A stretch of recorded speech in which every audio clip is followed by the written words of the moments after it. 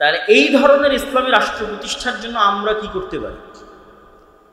আমরা কি তাহলে ভোটের রাজনীতিতে অংশগ্রহণের মাধ্যমে ইসলামী রাষ্ট্র প্রতিষ্ঠা করব? কেউ কেউ বলতে পারে হ্যাঁ, আমি তাদের সাথে দ্বিমত করছি বা তার বিরোধিতা করছি, এটা নয়। আমি যুক্তির আলোকে আপনাকে পরামর্শ দিতে চাই যে আমাদের করণীয় কি, করা উচিত কি। 1 নাম্বার করণীয়, এই রকম পরিস্থিতিতে, যেই পরিস্থিতিতে আমরা আছি, দাওয়াতি কাজ। আপনি বলবেন, আপনাদের কথা শুরু হলেই বলেন দাওয়াতি কাজ। আর কত দাওয়াতি কাজ? কুনতুম খায়রা উম্মাতিন উখরিজাত লিন-নাস তা'মুরুনা বিল মা'রুফ ওয়া তানহাউনা আনিল মুনকার। এই উম্মতে যেহেতু আর কোনো নবী আসবেন না, সেহেতু প্রত্যেক যুগে মানুষকে হেদায়েত করার জন্য দাওয়াত দিবে এই উম্মতের লোকেরাই। বানু ইসরাইলে প্রতি যুগে নবী প্রেরিত হতো মানুষকে দাওয়াত দেওয়ার জন্য, আর এই উম্মতে কোনো নবী আসবে না, তো দাওয়াত দিবে এই উম্মতের লোকেরাই। এখন যদি এখানে কোনো নবী আসতেন, তাহলে তিনি কি করতেন? আগে কি দিতেন? আগে দাওয়াত দিতেন। আগে কি দিতেন? দাওয়াত দিতেন। এখন যদি বাংলাদেশে কোনো নবী প্রেরিত হতেন, তাহলে তিনি দাওয়াত দিতেন। তো যেহেতু নবী প্রেরিত হবেন না, তো দাওয়াতি কাজ অতীতেও ছিল, আজও থাকবে, ভবিষ্যতেও থাকবে। দাওয়াতি কাজে আমরা সফল নই কেন? নবীদের মতো ইখলাস, নবীদের মতো হিকমা, নবীদের মতো সবর, নবীদের মতো কৌশল, নবীদের মতো ভদ্র এবং নম্র আচরণের মাধ্যমে আমরা দাওয়াত দিতে পারিনি। যেখানে মূসা আলাইহিস সালাতু ওয়াস সালামকে ফেরাউনের নিকটে দাওয়াত দিতে পাঠানো হয়েছে, তারপরে বলা হচ্ছে ভালো ভাষায় কথা বলবে। আর আমরা আমারই আর এক মুসলিম ভাইকে দাওয়াত দিতে গিয়ে বলতেছে, তুই মুশরিক, তুই বেদাতি, তুই জাহান্নামী, তুই কাফের। তো তাহলে আমাদের দাওয়াতি স্ট্র্যাটেজির মধ্যে, পদ্ধতি কৌশলের মধ্যে ত্রুটি আছে। আমরা যত ইসলামী দল সংগঠন বলেন, আলেম ওলামা বলেন, রাষ্ট্রের টপ লেভেলে যদি কেউ দাওয়াত নিয়ে গিয়ে থাকে, তাহলে নিজের স্বার্থের জন্য নিয়ে গেছে বেশিরভাগ। আমরাও নিজের স্বার্থের জন্য নিয়ে গেছি। স্বার্থ মানে কি বুঝতে পারছেন? স্বার্থ মানে যে আমার এই কাজটা আটকে আছে, এই কাজটা একটু করে দিতে হবে ভাইজান। ওসি, ডিসি, এসপি, মন্ত্রী সবার কাছে গেছি, ভাই আমার মাদ্রাসার এটা আটকে আছে, ভাই আমার দলের এটা আটকে আছে, ভাই আমার পত্রিকার এই সমস্যা হয়ে আছে, একটু কাজটা করে দিন। কেউই নিঃস্বার্থভাবে শুধু ইসলামের প্রতিনিধি হিসেবে তাকে ইসলামের দাওয়াত দিতে গেছে, এরকম নাই। যে আপনি প্রধান উপদেষ্টা ডক্টর ইউনূস, আপনার কাছে আজকে কিছু চাইতে আসেন, আপনার কাছে দাওয়াত দিতে এসেছি যে এই হলো আল্লাহর দাওয়াত, এই হলো আল্লাহর নবীর দাওয়াত, এর মধ্যে আপনার কল্যাণ আছে। এরকম নিঃস্বার্থ দাওয়াত নিয়ে যাবে নাই। আর নবীগণ সব সময় রাষ্ট্রের টপ লেভেলে দাওয়াত নিয়ে গেছেন নিঃস্বার্থ। ইব্রাহিম আলাইহিস সালাতু ওয়াস সালাম তৎকালীন যুগের রাষ্ট্রপ্রধান নমরুদকে হিট করেছেন নিঃস্বার্থভাবে। নমরুদের কাছে ইব্রাহিম আলাইহিস সালামের কোনো চাওয়া পাওয়া ছিল না। মূসা আলাইহিস সালাতু ওয়াস সালাম ফিরআউনকে হিট করেছেন নিঃস্বার্থভাবে। মুহাম্মদ সাল্লাল্লাহু আলাইহি ওয়াসাল্লাম আবু জাহাল, আবু লাহাবকে হিট করেছেন, দাওয়াত দিয়েছেন নিঃস্বার্থভাবে, কোনো চাওয়া পাওয়া নেই। চাওয়া পাওয়া না থাকার মাত্রাটা দেখেন, যে মুহাম্মদ সাল্লাল্লাহু আলাইহি ওয়াসাল্লাম যখন মাজলুম মক্কার মাটিতে, যখন তাকে সহযোগিতা করার মতো কেউ নাই, তখন আবু জাহাল মুহাম্মদ সাল্লাল্লাহু আলাইহি ওয়াসাল্লামকে প্রস্তাব দিচ্ছে যে আসো ক্ষমতা ভাগাভাগি করি, 1 বছর তোমার আল্লাহর ইবাদত হবে, আর 1 বছর আমাদের মূর্তির পূজা হবে। 1 বছর তোমার ইসলামের আইন অনুযায়ী দেশ চলবে, আর 1 বছর আমরা আমাদের মতো দেশ চালাবো। রাসূলুল্লাহ সাল্লাল্লাহু আলাইহি ওয়াসাল্লাম সেই দিন কি বলেছিলেন? লাকুম দীনুকুম ওয়ালিয়া দীন, লা আ'বুদু মা তা'বুদুন। স্পষ্ট কথা, কাফারনা বিকুম, এগুলো এক একটা কোরআনের আয়াত। কি বললেন? তোমাদের দিন তোমরা পালন করো, আমাদের দিন আমাকে আমার মতো পালন করতে দাও। তোমরা যার ইবাদত করো, আমি তার ইবাদত করতে পারবো না। কাফারনা বিকুম, তোমরা যার ইবাদত করো তাদের সাথে আমরা কুফরি করলাম। কত শক্ত কথা। ওয়াজতানিবুত তাগুত বলা আছে, যে তাগুতকে অস্বীকার করতে হবে। তো তোমরা যার ইবাদত করো, যেই মূর্তির, যেই শিরক করো, ওই শিরকের সাথে, ওই মূর্তির সাথে আমরা কুফরি করলাম, কাফার না, অস্বীকার করলাম। আপোষের তো কোনো প্রশ্নই আসে না। এরকম নিঃস্বার্থ দাওয়াত আলেম ওলামাগণ, ইসলামী দল, ইসলামী সংগঠন নিঃস্বার্থভাবে নিয়ে যাবে, এটা হয়ে ওঠেনি। তাহলে 1 নাম্বার হচ্ছে ব্যাপক দাওয়াতি কাজ করতে হবে, কিন্তু নিঃস্বার্থভাবে, ইখলাসের সাথে, ভালো ব্যবহারের সাথে, সবরের সাথে। 900 বছর দাওয়াত দিয়েছে নূহ আলাইহিস সালাম, আমরা 16 বছরই ক্লান্ত হয়ে গেছি। দাওয়াত দিতে হবে। 2 নাম্বার কাজ কি? 2 নাম্বার কাজ হচ্ছে সমাজ এবং দেশের মানুষের সাথে সম্পৃক্ত থাকতে হবে। আজকে আলেম ওলামা, মসজিদ মাদ্রাসা, সমাজ বিচ্ছিন্ন, ডিসকানেক্টেড ফ্রম দ্য সোসাইটি। সমাজের সাথে তাদের কোনো কানেকশন নাই।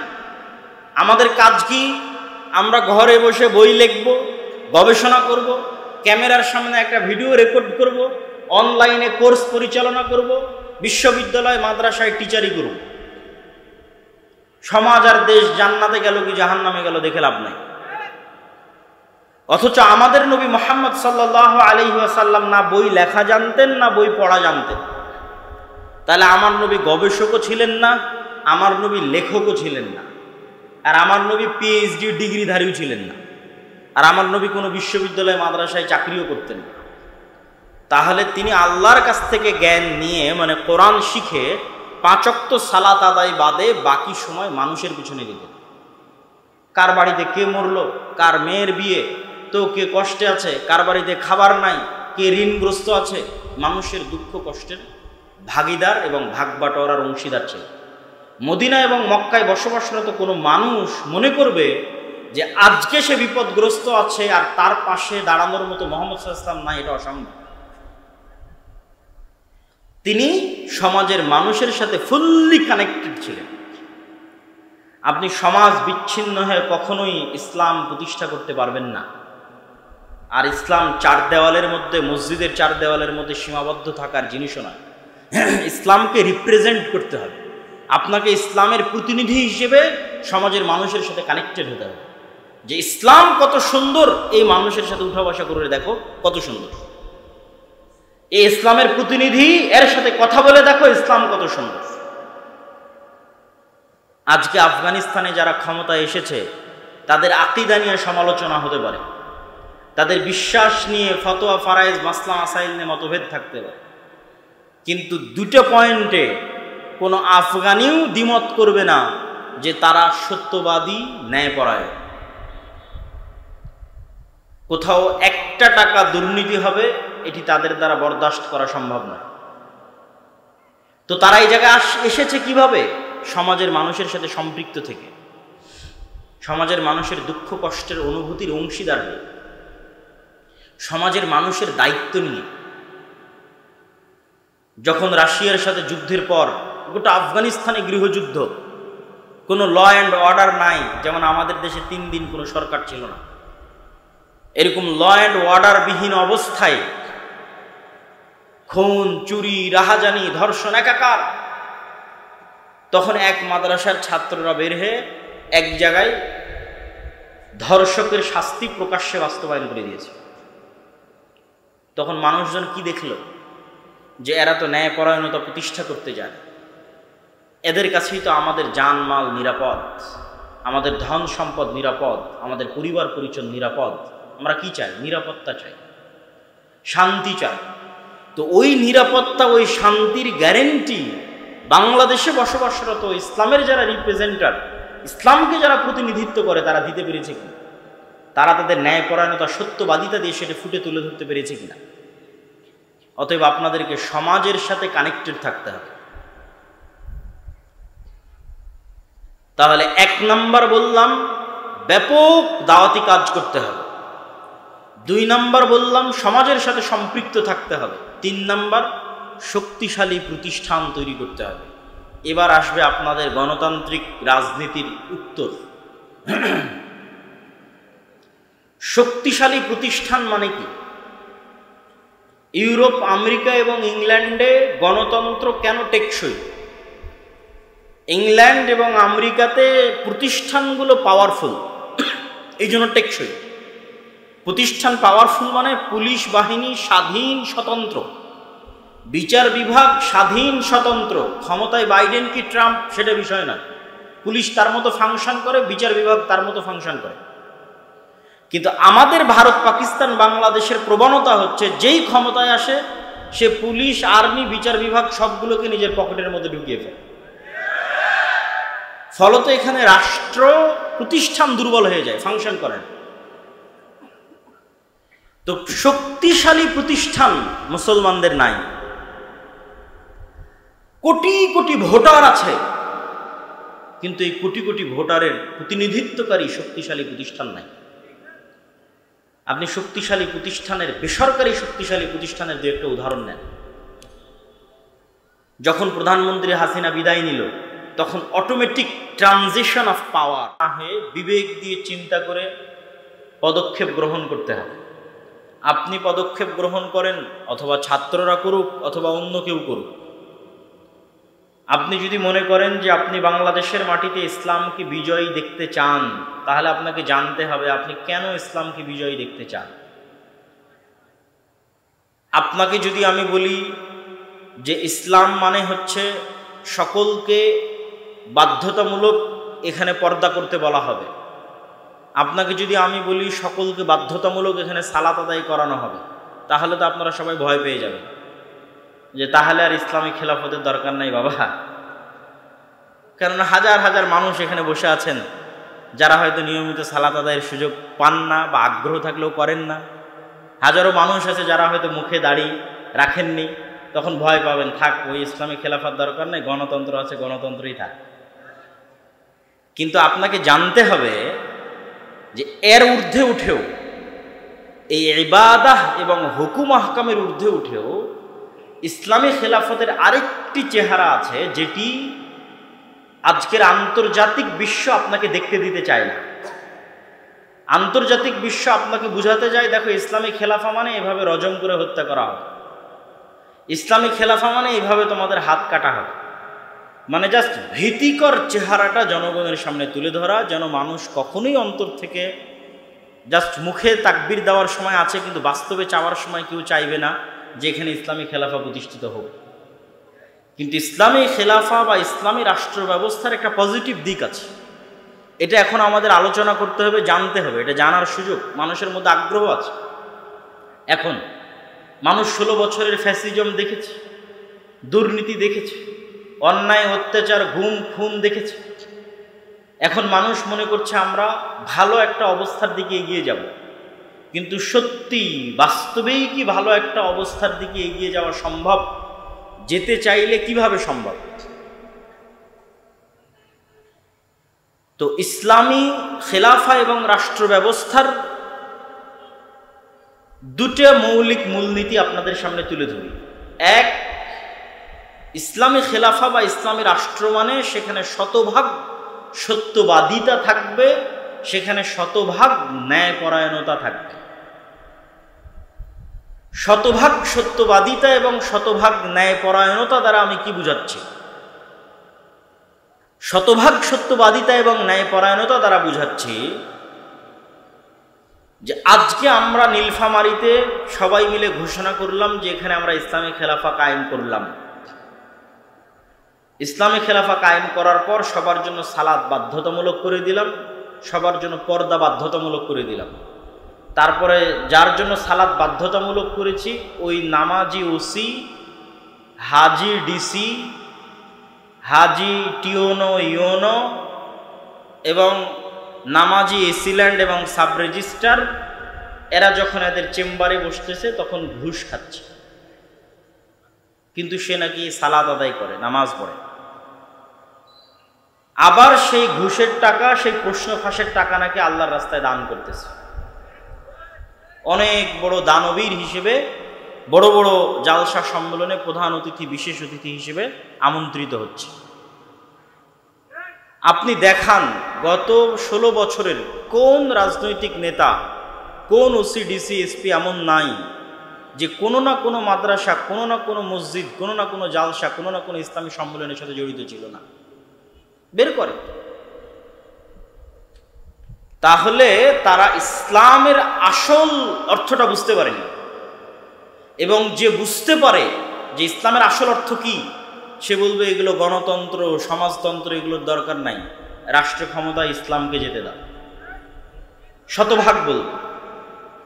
কেননা ইসলাম আসলে সর্বপ্রথম আপনারা যারা মাজলুম আছেন, অফিস আদালতে ঘুষ ছাড়া কাজ হয় না, টাকা ছাড়া চাকরি হয় না, বাংলাদেশের কোনো রাজনৈতিক দল এগুলো বন্ধ করতে পারবে না, গণতন্ত্র দিয়ে এগুলো বন্ধ করা সম্ভব নয়। একমাত্র ইসলামই পারবে আপনার যে ন্যায্য অধিকার আছে সেটি আপনাকে ফিরিয়ে দিতে। রাষ্ট্রের যত নাগরিক সুযোগ সুবিধা আছে সমানভাবে প্রত্যেক নাগরিককে সেই সুযোগ সুবিধা প্রদান করা মানে ইসলামী রাষ্ট্র প্রতিষ্ঠা করা, যেটি ওমর রাদিয়াল্লাহু তাআলা আনহু করেছিলেন। এটা ইসলামী রাষ্ট্রের সবচেয়ে ভালো দিক, কিন্তু সেটিকে আমাদের চোখের সামনে আনতে দেওয়া হয় না। এবং আলেম ওলামা, মসজিদ মাদ্রাসা, ইসলামী দল, ইসলামী সংগঠন, তারাও এই বিষয়টার প্রতি ফোকাস করে না। কেন তারা এই বিষয়টার প্রতি ফোকাস করে না? আমার এই বক্তব্য নিয়ে কিছু সমালোচনাও হয়েছে। আমি সত্যবাদিতা এবং ন্যায়পরায়ণতা দ্বারা এটি বলছি না যে ব্যক্তির মধ্যে তাওহীদ আছে কিন্তু সে সত্যবাদী নয়, ন্যায়পরায়ণ নয়, সে জান্নাতে যাবে না, এ কথা আমি বলছি না। যার অন্তরে তাওহীদ আছে, যে সালাত আদায় করে, সে যদি মিথ্যুক হয়, অন্যায়পরায়ণ হয়, আর আল্লাহর কাছে ক্ষমা চেয়ে নেয়, মানুষের সাথে অন্যায় করে মানুষের কাছ থেকে ক্ষমা চেয়ে নেয়, মানুষ যদি ক্ষমা করে দেয় তো আল্লাহ সুবহানাহু ওয়া তাআলা তাকে জান্নাতে দিবেন। কিন্তু আমি যেটা বলতে চাচ্ছি সেটি হচ্ছে, সালাত যে ব্যক্তি আদায় করে, যার আকীদা বিশুদ্ধ, কিন্তু তারপরেও সে সত্যবাদী নয়, সে তার প্রতিষ্ঠান, ইসলামী দল, সংগঠন, মসজিদ মাদ্রাসা, ব্যক্তি পরিবারে ন্যায়পরায়ণ নয়, তাকে আল্লাহ জান্নাতে দিলেও কোনোদিন রাষ্ট্র ক্ষমতা দিবেন না, রাষ্ট্র ক্ষমতায় যেতে পারবেন না, নেতা হতে পারবেন না। এই জন্য আল্লাহ সুবহানাহু ওয়া তাআলা যত নবী রাসূল পাঠিয়েছেন, সকল নবী রাসূলকে সত্যবাদী, ন্যায়পরায়ণ করে পাঠিয়েছেন। কেন? তাকে তো নেতা হতে হবে। আমার নবী মুহাম্মদ সাল্লাল্লাহু আলাইহি ওয়াসাল্লাম যদি আবু সুফিয়ানের সাথে কখনো মিথ্যা বলতেন, যদি আবু সুফিয়ান রাদিয়াল্লাহু তাআলা আনহুর প্রতি চুল পরিমাণ কোনো জুলম বা অন্যায় করতেন, তাহলে আবু সুফিয়ান রাদিয়াল্লাহু তাআলা আনহু তার নেতৃত্ব মেনে নিতেন না, আর আল্লাহর নবী নিজেও নেতৃত্ব প্রদানে অযোগ্য বলে বিবেচিত হতেন। তো আল্লাহর নবী শুধু মানুষকে ইসলামের সঠিক আকীদার, সালাতের দাওয়াত দেননি, তার ন্যায় নিষ্ঠা এত উঁচু পর্যায়ের ছিল যে তৎকালীন বিশ্বে কোনো রাষ্ট্রনেতা, কোনো কাফের মুশরিক ন্যায় নীতি নিষ্ঠায় আল্লাহর রাসূলকে পার করে চলে যাবে, এরকম কেউ জন্ম হয়নি। ফলত সবার মাথা তার সামনে নত থাকত। মাথা নত থাকতো তার ইসলামের দাওয়াতের কারণে নয়, তার ব্যক্তিগত চরিত্রের কারণে। যে মানুষ মিথ্যা বলে না, কারো প্রতি অন্যায় করে না, তার সামনে যদি মাথা নত না থাকে তো কার সামনে মাথা নত থাকে? আর আল্লাহ সুবহানাহু ওয়া তাআলা যে পুরো পৃথিবী পরিচালনা করছেন, আল্লাহ কি বলেছেন? কুলিল্লাহুম্মা মালিকাল মুলকি তুতিল মুলকা মান তাশা। আল্লাহ হচ্ছে সকল রাজত্বের মালিক, যাকে ইচ্ছা তাকে ক্ষমতা দেন, আর যাকে ইচ্ছা তার কাছ থেকে ক্ষমতা নেন। এটা অনুবাদ নয়। অনুবাদ হচ্ছে যাকে ইচ্ছা তার কাছ থেকে ক্ষমতা ছিনিয়ে নেন। নাজা, গরম লোহার উপর যদি পশমের কোনো একটা কাপড় বসান, যে গরম লোহাকে যদি টানেন তাহলে পশমের কাপড়ের যেমন ছাল বাকলা ছিলে বেড়ে আসে, আল্লাহ এইভাবে রাষ্ট্র ক্ষমতা ছিনিয়ে নেয়। 36 দিনের আন্দোলন দেখেন কিভাবে আল্লাহ রাষ্ট্র ক্ষমতা একদম কেড়ে ছিনিয়ে নিয়ে একদম ধ্বংসের অতল গহ্বরে নিক্ষেপ করে দিলেন। আল্লাহ বলেছে আমি রাষ্ট্র ক্ষমতা ছিনিয়ে নিই। তাহলে আসল ক্ষমতা কার কাছে ছিল? আল্লাহর কাছে ছিল।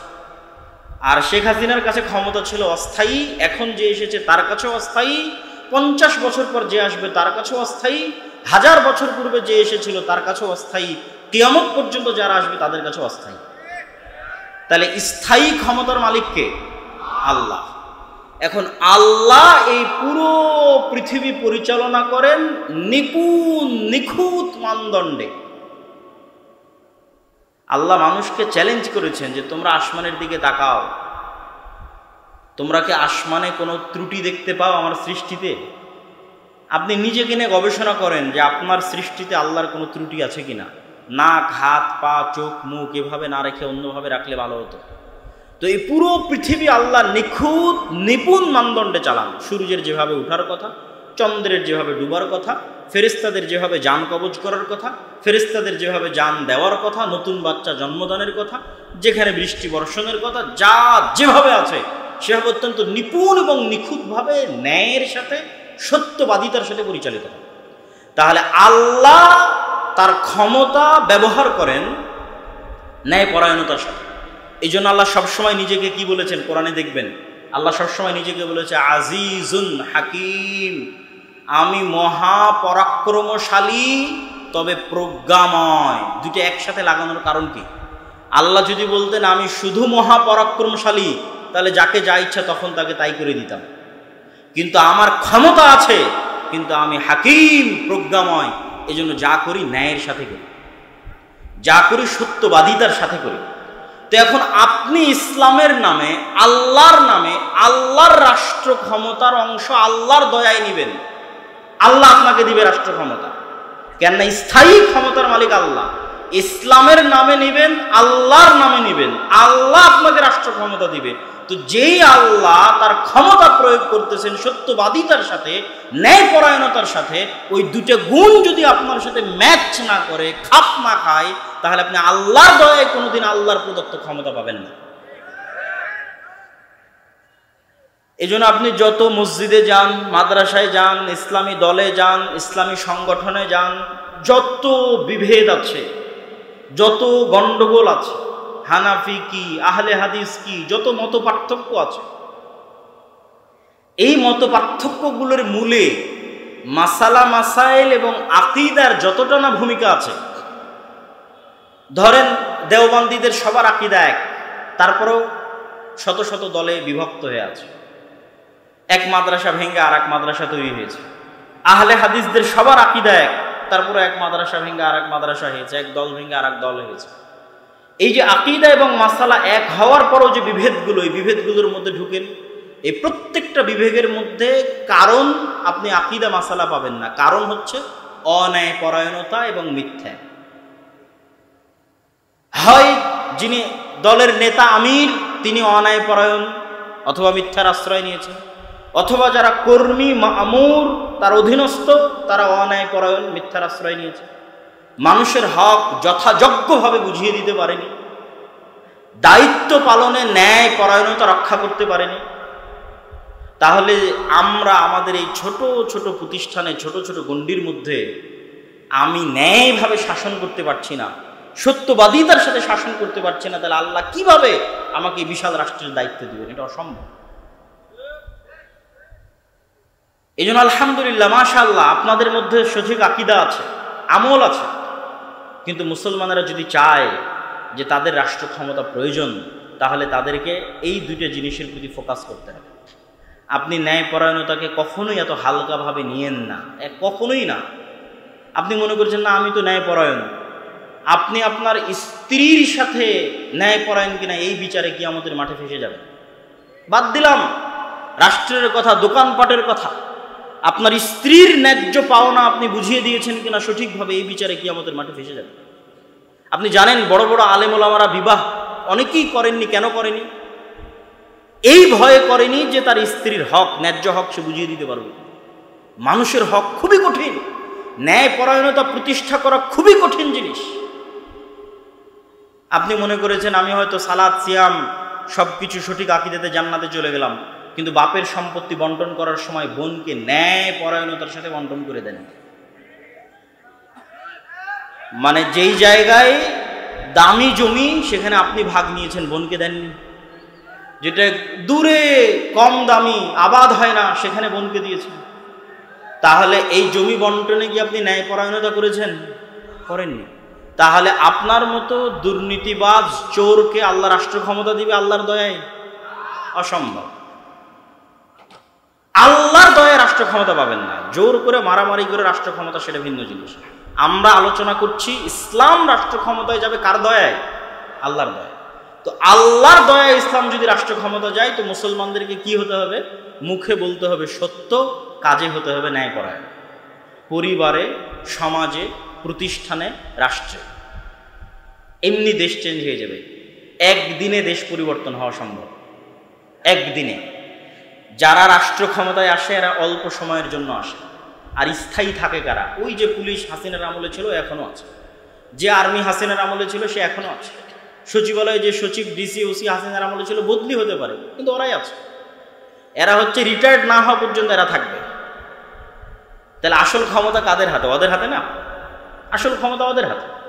তাহলে এই যে ওসি, ডিসি, এসপি, সচিব, এদের যদি ন্যূনতম মেরুদণ্ড সোজা হয় আর বলে যে আমরা অন্যায় করব না এবং সত্য বলবো, তো ক্ষমতায় যেই আসুক দেশ ভালো চলবে না মন্দ চলবে? ভালো চলবে।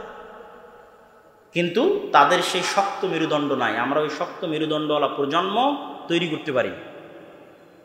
সবাই টাকার কাছে বিক্রি, অর্থের কাছে বিক্রি, অথচ তারা সবাই দাবি করে সে অনেক বড় হাজি, অনেক বড় নামাজি, অনেক বড় দানবীর, বড় বড় জালসার প্রধান অতিথি, বড় বড় জালসার বিশেষ অতিথি।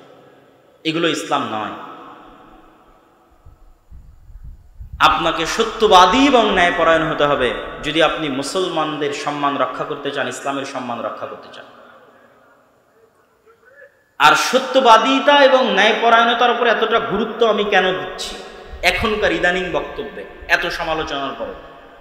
ওয়াতাম্মাত কালিমাতু রাব্বিকা সিদকান ওয়া আদলা।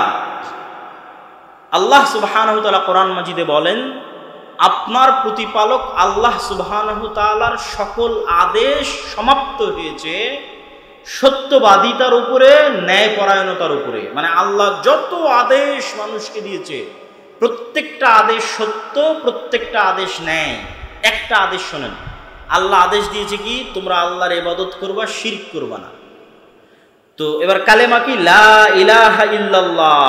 আল্লাহ ব্যতীত ইবাদতের যোগ্য কোনো সত্য মাবুদ নাই।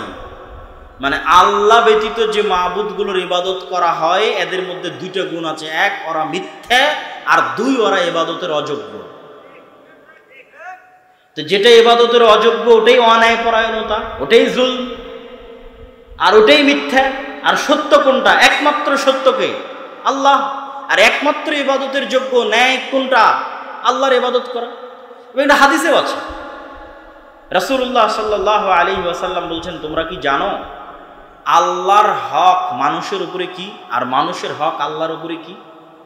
তো আল্লাহর হক মানুষের উপর হচ্ছে যে মানুষ ন্যায়পরায়ণ হবে আল্লাহর সাথে, যে ইবাদত আল্লাহ ব্যতীত অন্য কারো করবে না। এটা আল্লাহর সাথে ন্যায়পরায়ণতা, এটা আল্লাহর সাথে সত্যবাদিতা। এরকম করে ধরে ধরে ইসলামের প্রত্যেকটা হুকুমের মধ্যে সত্য আছে, ন্যায় আছে। সম্মানিত উপস্থিতি, তো আপনাকে আগে বুঝতে হবে যে ইসলামী রাষ্ট্র ব্যবস্থা মানে কি। ইসলামী রাষ্ট্র ব্যবস্থায় আপনার কি উপকার আছে, আপনার কি কল্যাণ আছে। ইসলামী রাষ্ট্র ব্যবস্থায় আপনার 6টা মৌলিক অধিকার সংরক্ষিত হবে।